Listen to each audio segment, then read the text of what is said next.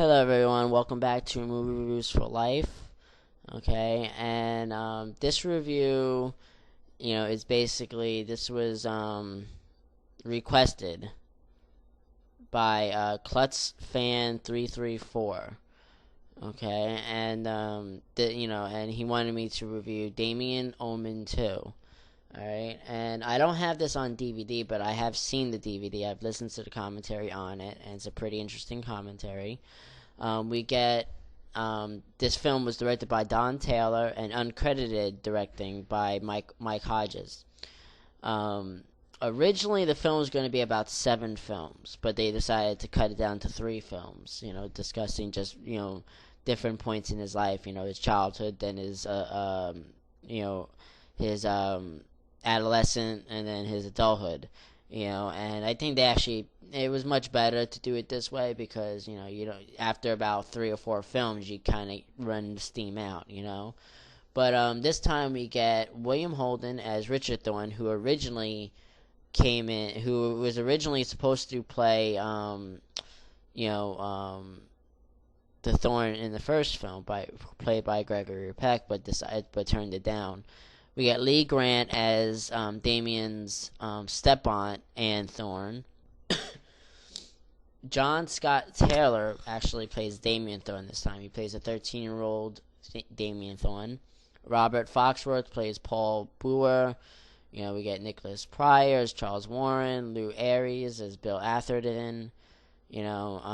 Sylvia Sidney plays Aunt Marion. You can remember her from being in the film Beetlejuice, the one who has her neck kind of sliced, so when she smokes, the smoke comes out of her neck. You got and Elizabeth Lance Henricksen plays Sergeant Neff, and this was a cool thing to see, was to have him come into the film.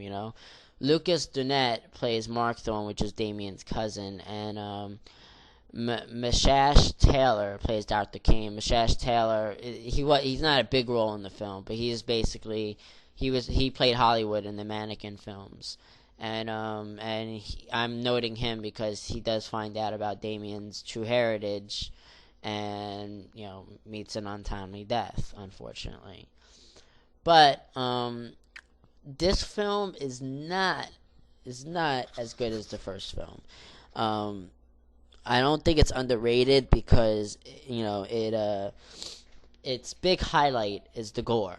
It heightens up the gore very much so, and it kind of plays the film like Damien's a serial killer in a way.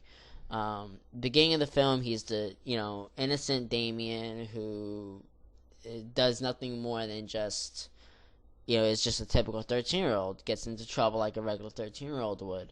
But as soon as he finds out who he is and has a nervous breakdown, he embraces what he has become, and Lance Henriksen's character seems to know who he's supposed to be as well.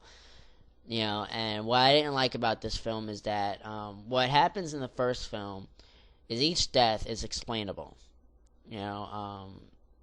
It's manipulated, to kill somebody, but it's explainable. It's not supernatural. It's natural type of deaths that, you got the girl with the nanny was hypnotized by the dog, so she hung herself. That was a self-inflicted death, even though she was being coerced to do it, But in this film, the deaths start off kind of like the original, where you have animals and stuff like that manipulating the deaths.